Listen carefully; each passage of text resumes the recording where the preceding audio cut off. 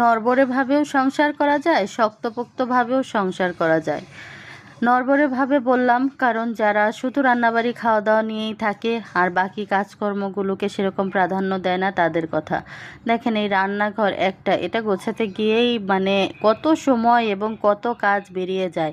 বছরে 2বার পরিষ্কার করা হয়, সব একদম বাইরে বের করে আমি সব মেজে ঘষে তারপর কিন্তু আমার 3টা রুমই এইভাবে পরিষ্কার করি। তো এই যে হালকা পরিষ্কারের পর এই অবস্থা দেখেন, তারপরও এখনও অনেক গোছানো বাকি।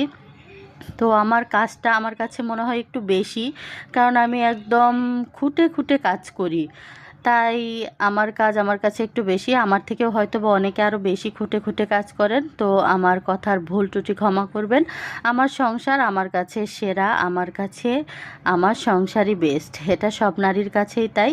তো এই যে আমি দেখালাম আমার রান্নাঘরের হালকা কাজের দৃশ্য। কেমন লাগলো ভিডিওটি অবশ্যই লাইক কমেন্ট শেয়ার করে জানিয়ে যাবেন। ধন্যবাদ।